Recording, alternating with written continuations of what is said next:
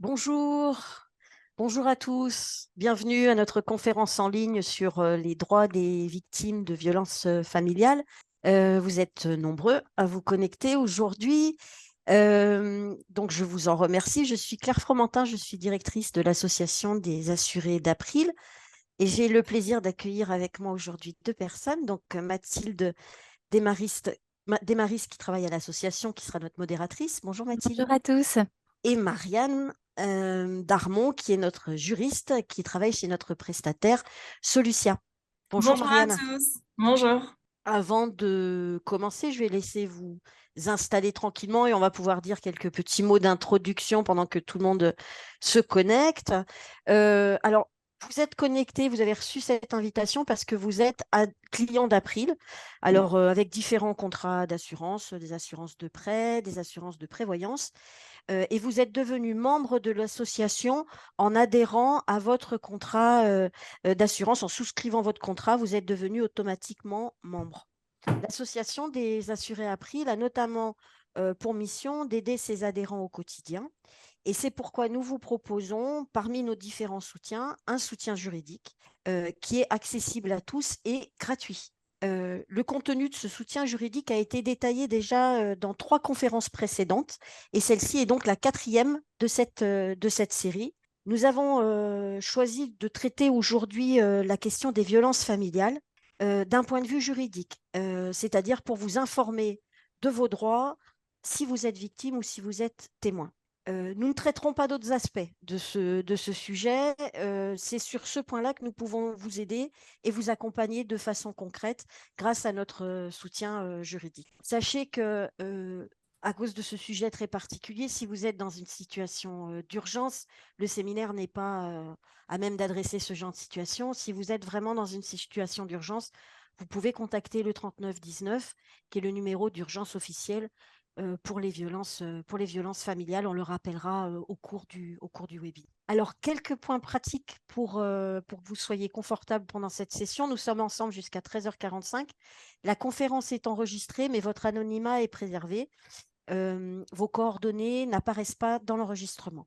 Le replay, il sera disponible dans quelques jours, il vous parviendra par mail et vous aurez la présentation de la conférence qui sera postée sur notre chaîne YouTube et dans les descriptions de la conférence, vous aurez le lien vers la présentation. Donc, vous aurez accès à cette présentation et vous aurez également accès sur notre chaîne YouTube aux 3 précédents replays des conférences précédentes. Cette conférence est en format webinaire, c'est-à-dire que vous ne pouvez pas prendre la parole. En revanche, vous pouvez poser des questions. Si vous regardez en bas de votre écran, vous avez un petit symbole Q et R et c'est là que vous posez vos questions et Mathilde les prendra en compte, elle vous répondra et on les fera passer si nécessaire à Marianne qui pourra y répondre. On ne peut pas prendre la parole oralement, mais on suivra vos questions. Bien entendu, on préférera des questions plutôt d'ordre général puisqu'on ne pourra pas traiter de cas particuliers aujourd'hui. Pour une réponse sur vos cas particuliers, eh bien, je vous inviterai à contacter le numéro du soutien juridique. Je vais passer, après cette courte introduction, la parole à Marianne pour la présentation. Marianne, je vous laisse la parole, c'est à vous. Oui, merci. Alors, bonjour à tous. Je m'appelle Marianne. Je suis juriste chez Solucia depuis maintenant 2 ans. Donc, Solucia, c'est une protection juridique. Et qu'est-ce qu'une protection juridique? Donc, c'est une assurance qui vous permet d'obtenir la prise en charge de vos litiges aussi bien dans un premier point de façon amiable, donc avec du renseignement juridique et des négociations amiables avec la partie adverse, mais également la prise en charge de frais d'avocat dans le cadre d'une procédure contentieuse. Et c'est dans le cadre d'une collaboration avec l'Association des assurés April que Solucia a proposé d'assurer le soutien juridique des victimes et des témoins de violences familiales. Donc, on va commencer ce webinaire. Donc, pour débuter, je vais vous indiquer si vous pouvez bien, enfin, si vous avez reçu ce lien, c'est que vous bénéficiez de cette garantie.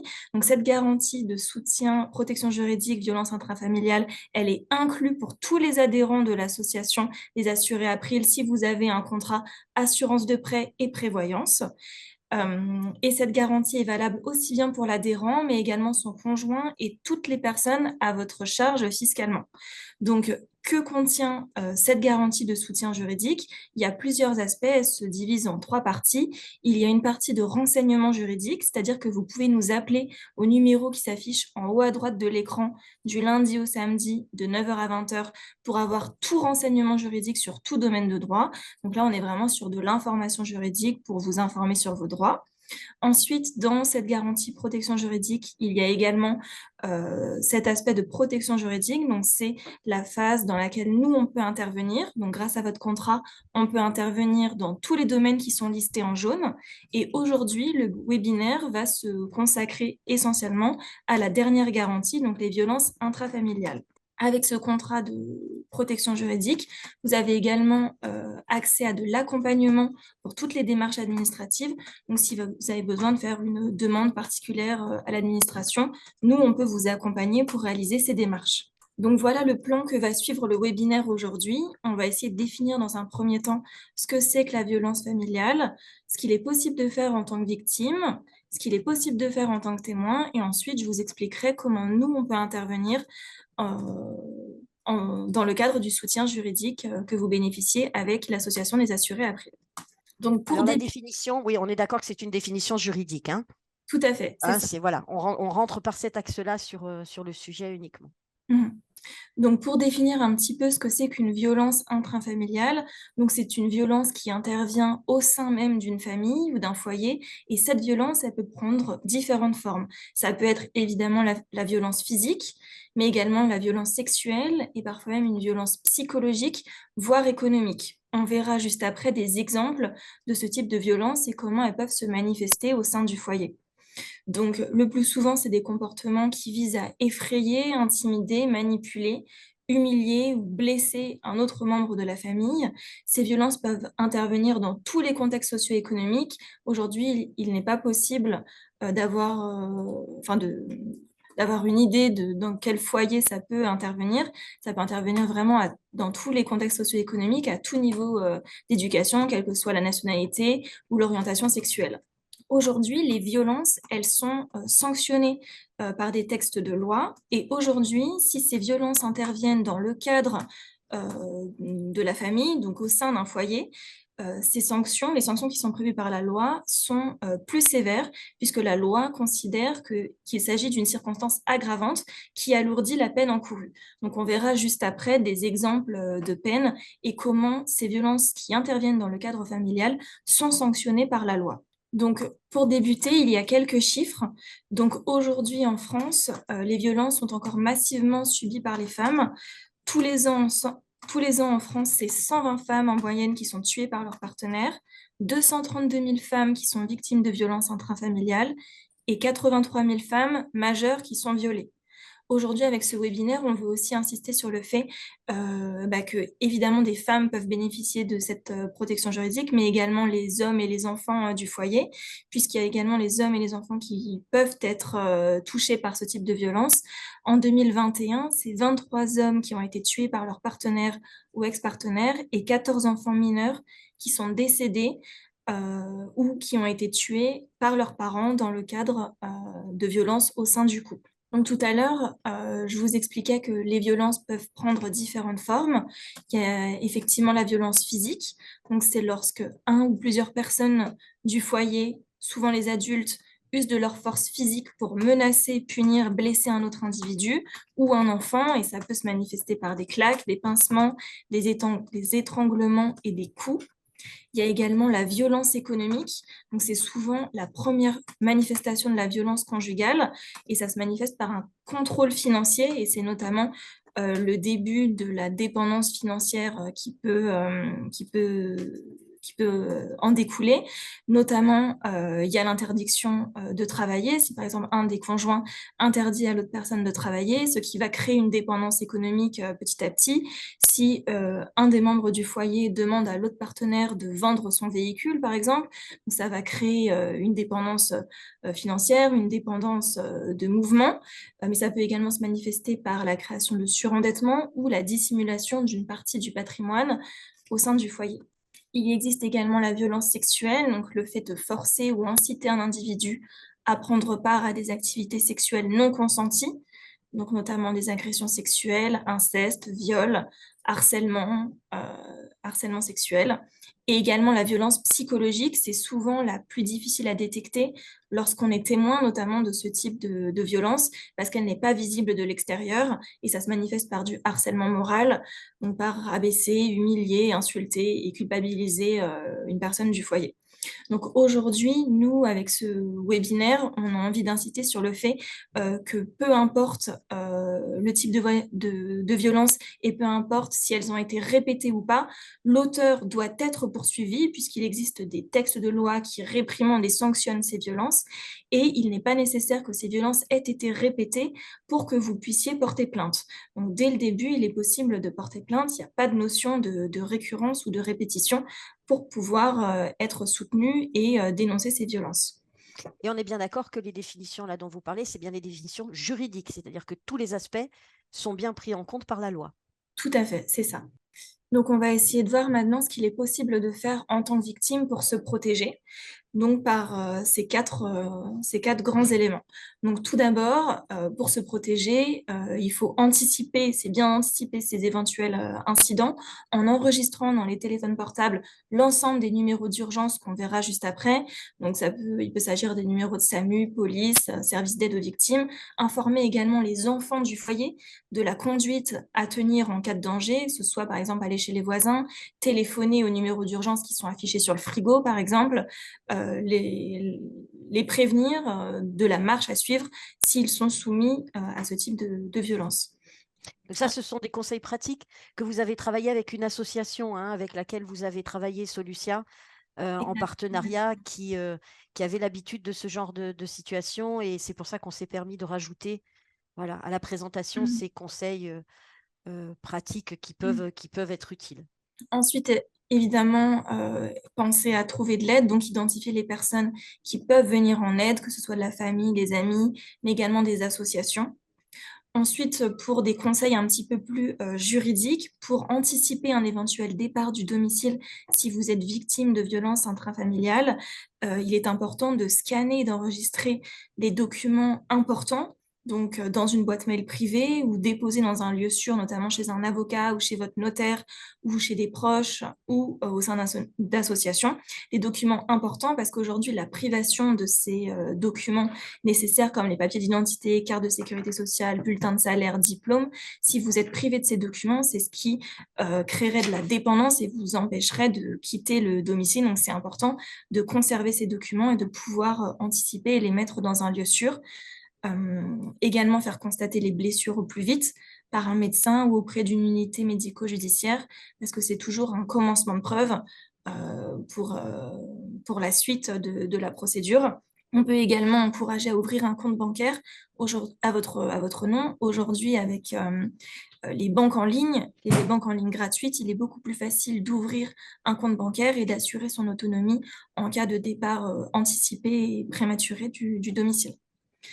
Alors, ce sont des conseils, chacun fait comme il peut, bien sûr. Il ne s'agit pas voilà, de dire qu'il faut absolument faire comme ci ou comme oui, ça, mais voilà, sûr. ce sont des conseils pratiques qui nous ont été transmis par une association qui connaissait bien Mm. le sujet et qui avait remarqué que ces mesures pouvaient permettre de faciliter voilà, un petit peu Mm. la situation. Après, à Mm. chacun de voir ce qu'il peut faire ou pas. Et le prochain point est vraiment important, c'est cette question des preuves sur lesquelles voilà, vous vouliez beaucoup insister, je crois. Exactement. Donc, c'est notamment sur la façon avec laquelle il est possible de réunir des preuves. Donc, en droit pénal, on dit que la preuve, elle est libre, c'est-à-dire que toutes les preuves sont recevables et ce sera au juge d'examiner les preuves et d'examiner si elles sont pertinentes ou pas à l'issue enfin, pour le procès et pour déterminer la sanction. Donc, qu'est-ce que ça veut dire que la preuve, elle est libre? C'est-à-dire que vous pouvez ramener tout type de preuves, donc un enregistrement vocal, une vidéo même, des échanges écrits, des SMS, des captures d'écran, des témoignages. Toutes ces preuves sont recevables. On encourage également à tenir un journal de bord des événements précis et datés. Ça permettra au moment de la plainte d'avoir un historique précis parce que parfois dans ces moments-là, on peut oublier exactement la chronologie des faits. Donc ça peut être important de tenir un journal.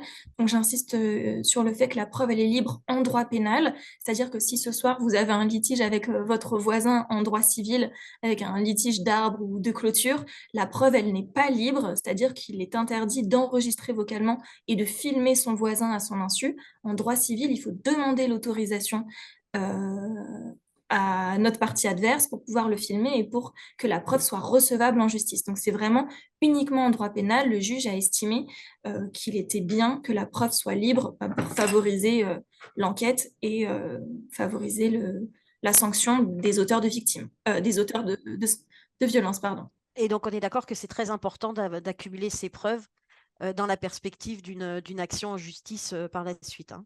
Tout à fait. Ensuite, on va essayer de voir comment quitter le domicile conjugal et si c'est sanctionné par la loi ou pas.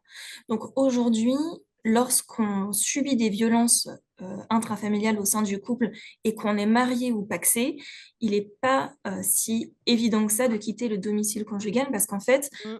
lorsqu'on se marie ou lorsqu'on se paxe, il y a une obligation de vie commune qui est prévue par la loi. Et quand on signe le contrat de mariage, il y a un article de loi qui dit qu'on s'oblige à vivre avec la personne. Et le fait qu'il y ait cette obligation, ça insinue que si on quitte le domicile conjugal, on commet une faute. Pour quitter le domicile conjugal, alors quand on est victime de violence, il faut respecter un certain formalisme pour être sûr que ça ne se retourne pas contre nous et que la partie adverse, donc l'auteur des victimes, ne demande pas un divorce pour faute à notre rencontre. Donc pour ça, il faut notamment porter plainte pour signaler les violences, signaler la situation dont la victime fait l'objet, pour demander notamment des mesures d'urgence et surtout avertir de la situation de violence dont vous êtes victime et qui va vous permettre de quitter le logement conjugal. Alors que pour un couple qui est non marié ni pacsé, le fait de subir des violences intrafamiliales au sein du couple, ça n'entraîne absolument aucune obligation de vie commune et du coup la victime peut quitter le logement sans formalité, sans avoir à porter plainte et sans risquer un divorce pour faute.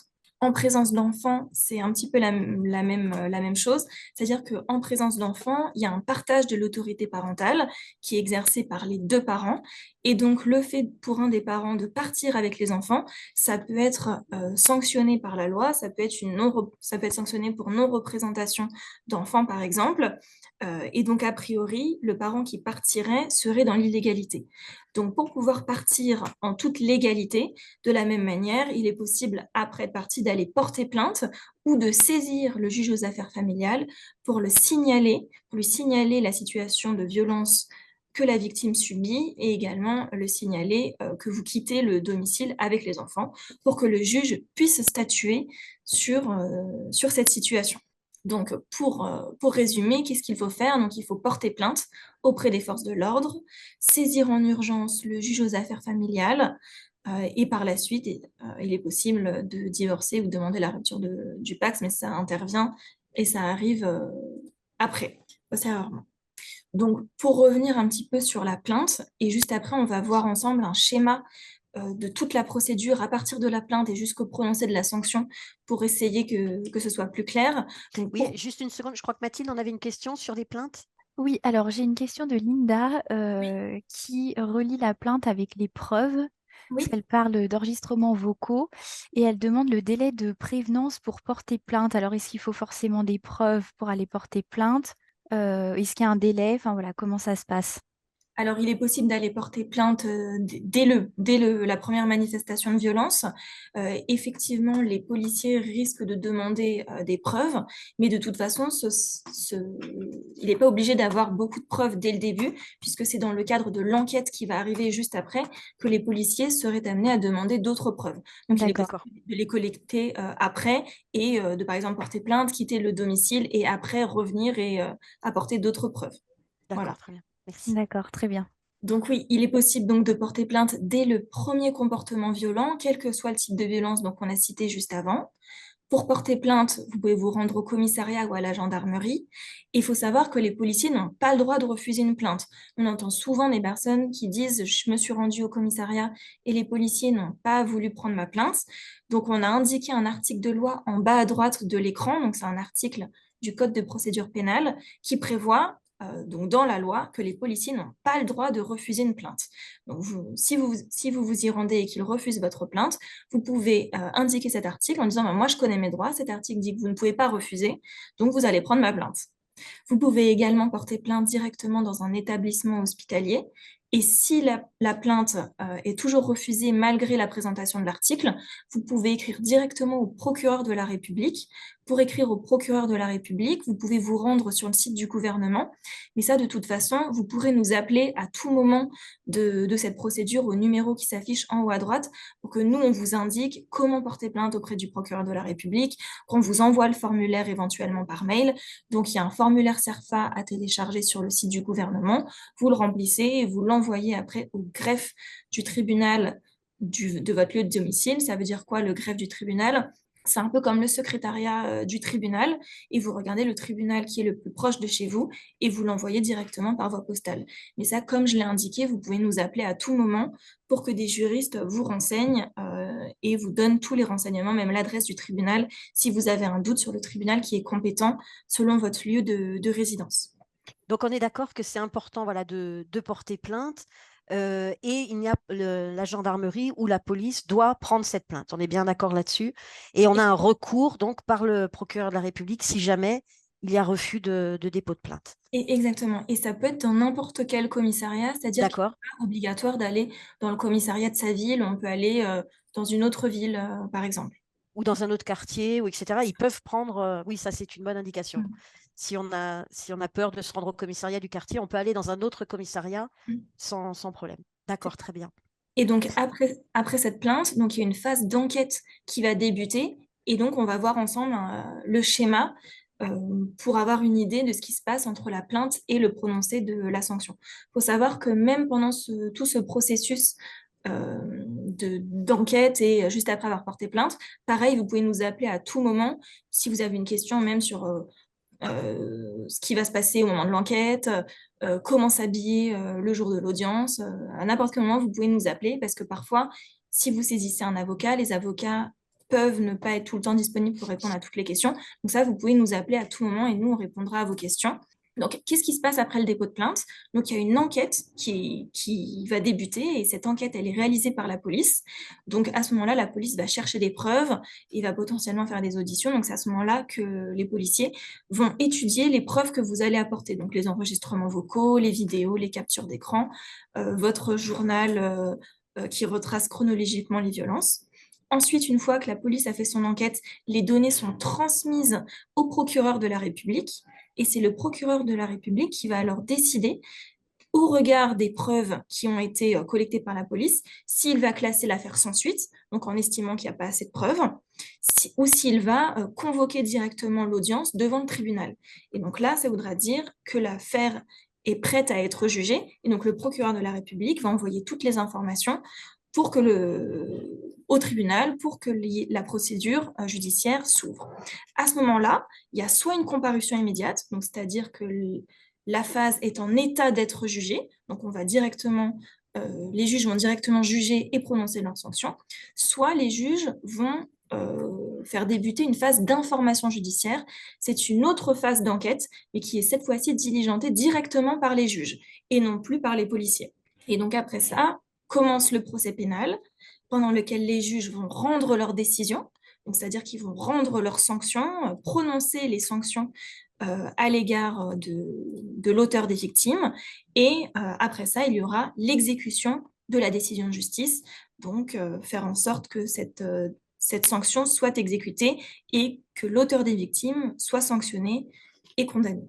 Voilà, et exécute la peine. Alors, on est d'accord que là, c'était pour faciliter la compréhension du trajet idéal d'une plainte. Hein. Donc, on a essayé de simplifier au maximum. Dans la réalité, on est d'accord que c'est souvent plus compliqué. Mais voilà, pour donner une idée, c'est pour ça aussi que vous ne pouvez pas nous parler de délai, par exemple, entre le dépôt de plainte, l'enquête, etc. Les délais sont très, très variables.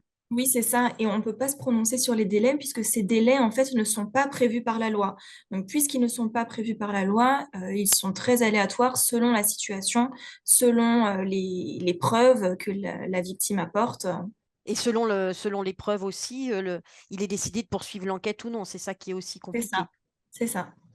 Est-ce que les preuves peuvent être apportées pour un dépôt de plainte? C'est une question qu'on avait, je crois, Mathilde, plusieurs années après. Oui, oui, c'était une question, tout à fait. Alors là, effectivement, il faudra se questionner sur la question de la prescription, pour savoir s'il sera encore possible d'agir ou pas. Et ensuite, pour les preuves, oui, il est possible quand même de les apporter après. Après, se posera la question de la recevabilité de la preuve, est-ce qu'elle est fiable ou pas. Mais de toute façon, ce sera au rôle de la police et au rôle du juge de vérifier si cette preuve semble plausible et si elle est recevable ou pas au regard de la situation, si elle n'est pas faussée par le temps ou quelque chose comme ça. Mais en l'idée et en l'espèce, normalement, chaque preuve est recevable. En procès pénal, c'est au libre arbitre des juges d'estimer si la preuve est pertinente ou pas. Ok. Et juste Marianne, pour terminer sur les preuves, on a aussi une question sur les enregistrements vocaux. Voilà, on est bien d'accord qu'il n'y a pas besoin de l'accord de la personne pour procéder à l'enregistrement. Non, c'est ça. Pour le procès pénal, donc c'est-à-dire quand on est victime de violence, on peut enregistrer la personne à son insu, donc sans lui demander, et cet enregistrement est recevable. Donc comme je disais, c'est juste en droit civil. Donc par exemple, s'il y a un litige avec un collègue au travail ou un litige avec le voisin ou le commerçant du quartier, là par contre, on ne peut pas l'enregistrer si ça relève du droit civil. Mais en droit pénal, on peut enregistrer quiconque sans lui demander. Très Très bien, bien. merci. Très bien, c'est très clair. Donc, au moment de la plainte et juste après, du coup, l'ouverture de l'enquête, il est possible de demander un dispositif de protection. Donc, il y a le contrôle judiciaire et l'ordonnance de protection. Le contrôle judiciaire, c'est un dispositif de protection qui peut débuter et qui peut intervenir dès le dépôt de plainte, donc au moment de l'enquête. Et ce dispositif de protection permet de surveiller une personne qui est soupçonnée d'avoir commis des violences, d'avoir commis une infraction, donc pendant cette phase d'enquête, avant même le prononcé d'une décision et d'une sanction judiciaire. Donc, avec le contrôle judiciaire, le juge peut donc imposer à la personne violente une interdiction de rentrer en contact avec la victime, une obligation de quitter le domicile conjugal, mais aussi une obligation de remettre les enfants dans un cadre neutre. Il existe aussi l'ordonnance de protection. Donc, à l'inverse du contrôle judiciaire, alors, pour le contrôle judiciaire, c'est pour surveiller, et l'ordonnance de protection, c'est vraiment pour interdire une personne violente. Donc là, on considère qu'on a assez de preuves, et le juge, il interdit directement la personne violente de contacter la victime ou de s'approcher de la victime et des enfants pour une durée qui commence de 6 mois. Donc, cette ordonnance de protection, elle peut être délivrée en urgence. On estime que 66% des demandes sont acceptées. Et pour obtenir cette ordonnance de protection, pareil, il faut faire une demande auprès du juge aux affaires familiales du lieu de domicile. Et donc, pareil, là, vous pourrez nous appeler toujours au numéro qui s'affiche en haut à droite de l'écran. Donc, d'ailleurs, ce numéro qui s'affiche en haut à droite, vous pouvez nous appeler, pas uniquement pour les violences intrafamiliales, mais également tous les domaines qu'on a cités tout à l'heure. Donc, vous pouvez nous appeler à ce numéro pour que nous, on vous envoie ce formulaire CERFA et qu'on vous indique toutes les informations qui vous permettent de faire cette demande d'ordonnance de protection et pour que vous puissiez l'envoyer au JAF. Donc pareil, on vous enverra l'adresse si c'est nécessaire, si vous avez un doute sur l'adresse du tribunal dont vous dépendez. Le JAF, vous nous rappelez? Oui, le JAF, c'est le C'est juge aux le... affaires familiales. Voilà, parfait, merci. Juge aux affaires familiales. Il est possible également de demander le bracelet anti-rapprochement et le téléphone grand danger.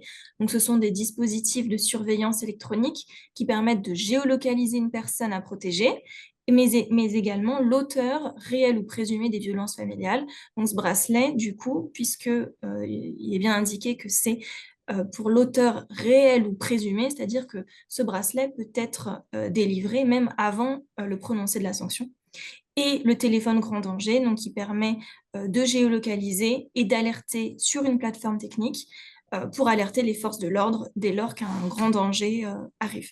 Ensuite, on a vu tout à l'heure qu'il y avait, que toutes ces violences, pardon, et ces infractions sont sanctionnées par le code pénal.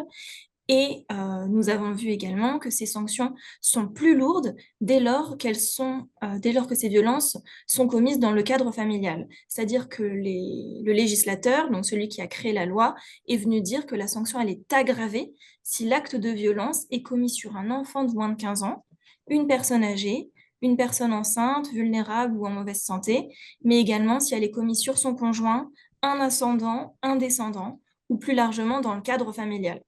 Donc, pour avoir un exemple de comment la sanction est aggravée, donc comment la sanction elle est prononcée plus lourdement si elle intervient dans le cadre familial. Donc, par exemple, le viol. Donc là, les sanctions que je vais vous présenter, ce sont les peines maximales. C'est-à-dire que les peines maximales sont prévues par le code pénal, mais parfois ça peut varier et c'est au bon vouloir et au libre arbitre des juges. C'est l'aléa judiciaire et donc ce sont les juges qui prononceront les sanctions et parfois elles sont moins élevées. Mais là, ce sont vraiment les peines maximum. Donc le viol est puni de façon maximum à 15 ans de prison et à 20 ans de prison si cette violence est commise dans le cadre familial. Donc c'est là que la sanction est aggravée. De la même manière, les violences physiques graves, lorsqu'elles sont commises hors cadre familial, elles sont sanctionnées de 3 ans de prison et de 45 000 euros d'amende.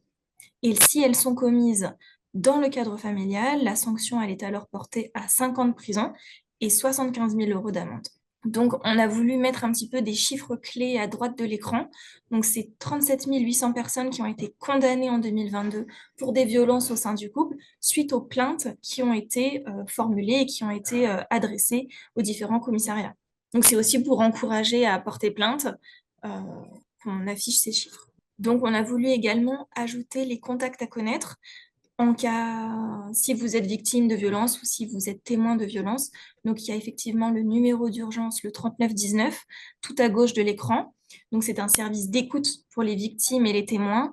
Et lorsqu'on appelle ce numéro, il y a des personnes compétentes qui peuvent vous orienter et orienter les personnes auprès d'associations et qui peuvent également expliquer sur les démarches à effectuer pour obtenir de l'aide ou du soutien juridique. Au milieu, il y a également le site du gouvernement qui s'appelle arrêtonslesviolences.gouv.fr. Donc, sur ce site qui est très bien fait, vous pouvez signaler des violences en ligne, mais également trouver une association. Et sur la droite de l'écran, les numéros d'urgence, donc là, qui sont que vous pouvez afficher sur le frigo et surtout à faire connaître aux enfants et à l'ensemble de l'entourage pour essayer d'avoir des réflexes lorsque les enfants sont témoins de ce type de violence. On avait une question tout à l'heure sur le nom de l'association qui vous a aidé à Solucia à construire tout ce projet. C'est une association qui était basée sur Paris, hein, je crois. Oui, c'est ça, c'était une association et elle s'appelle GAMS. D'accord, GAMS. d'accord.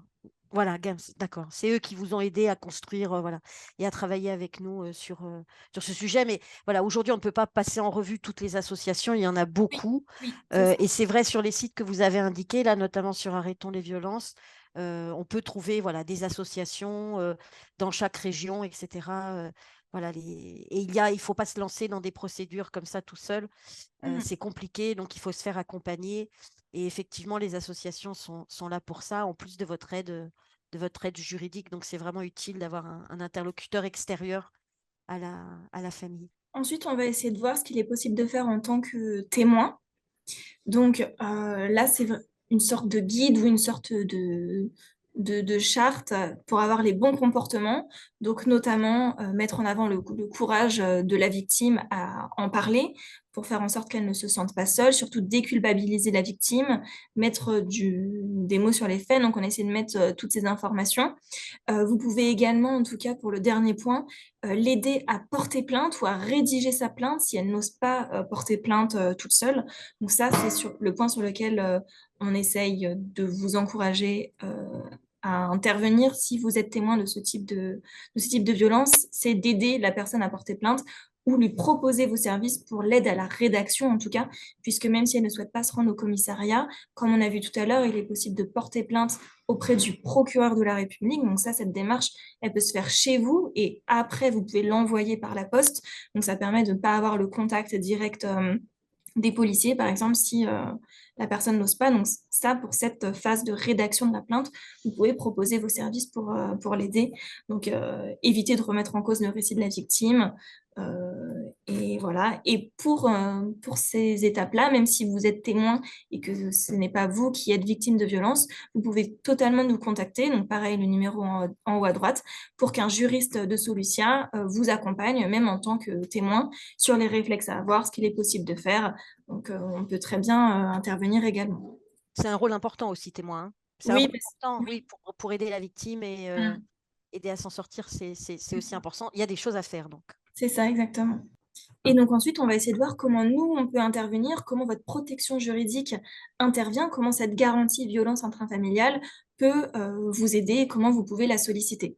Donc comme on a dit tout à l'heure, cette garantie, elle est inclue dans votre contrat depuis le 1er janvier 2024, alors que les autres garanties qui étaient listées au début, celles-ci, vous les avez depuis plus longtemps. Mais cette nouvelle garantie violence intrafamiliale, c'est depuis le 1er janvier 2024. Elle est inclue pour tous les adhérents. Elle est valable donc pour vous en tant qu'adhérent, mais également le conjoint et les personnes à charge fiscalement.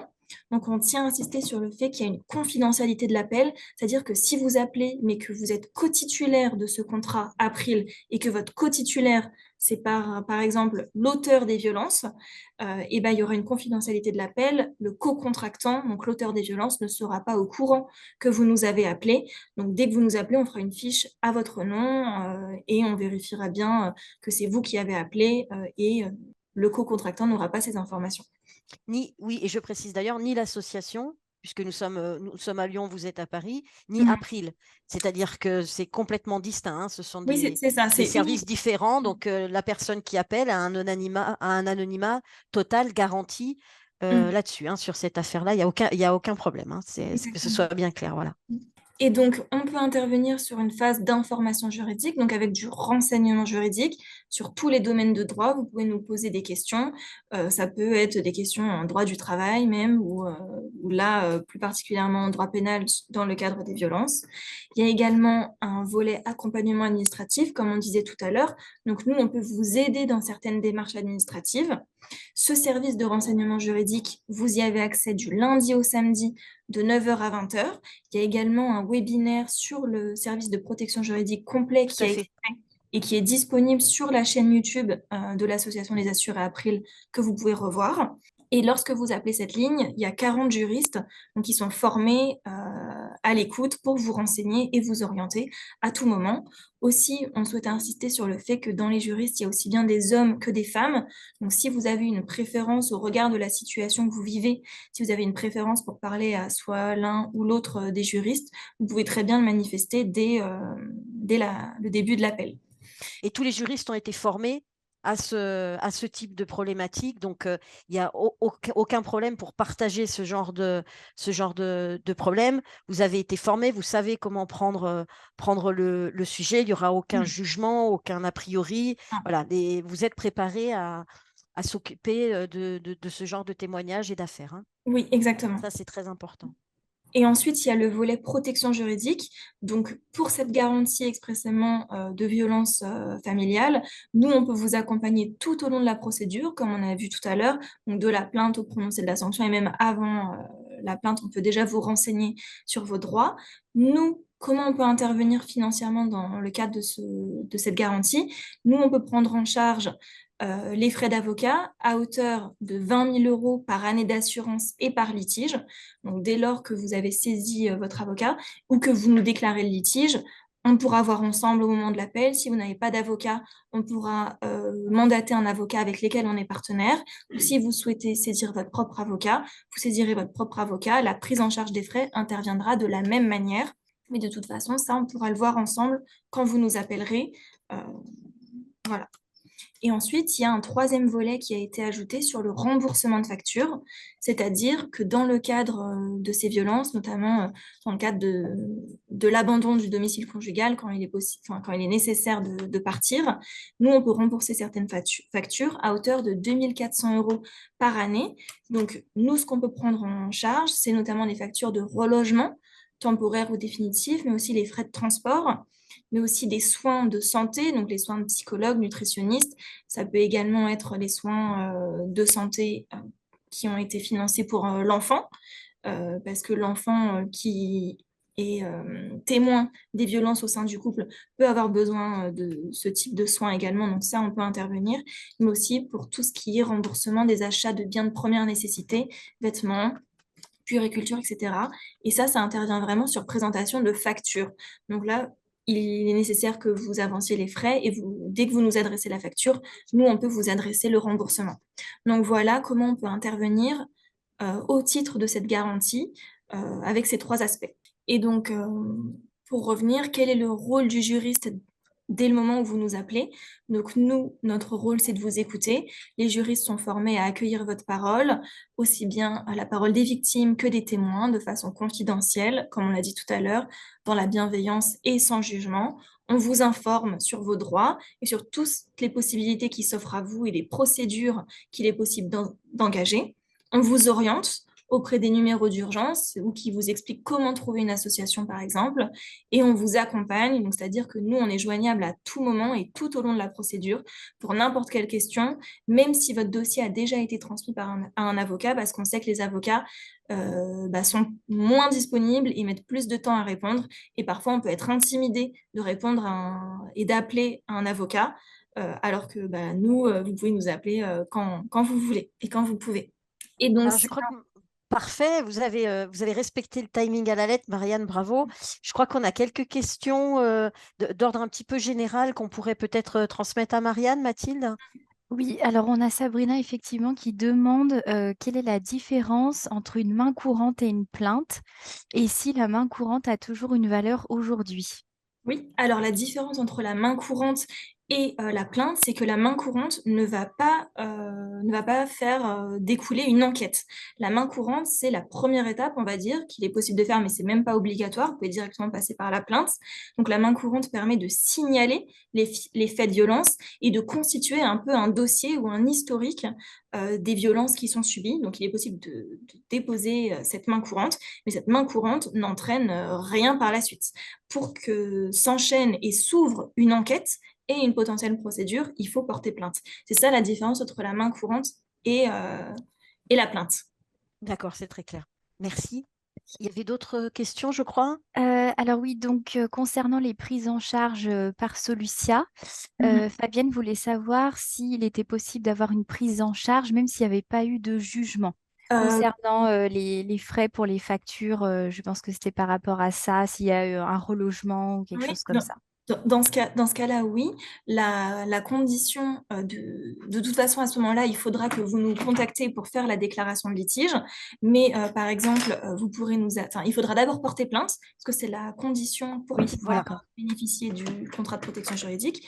Donc, vous portez plainte, et même s'il n'y a pas eu le jugement, effectivement, vous pourrez nous adresser des factures, donc sous condition d'étude des pièces. Mais de toute façon, ce sera fait au cas par cas dès que vous nous ferez la déclaration de litige. Voilà. D'accord, très Donc, bien. dès le dépôt de plainte, pardon, ou l'attestation d'hébergement qui atteste que vous avez quitté le domicile. Et Voilà. pour s'en assurer, voilà, il faut appeler Solucia avant, appeler au numéro de téléphone pour vérifier quelles sont les conditions, etc. Mhm. On a parlé donc des violences intrafamiliales. On est bien d'accord que tout ce que vous avez dit s'applique aussi pour les violences par un parent envers son enfant. C'est le même type de preuve et la loi est identique, hein. Oui.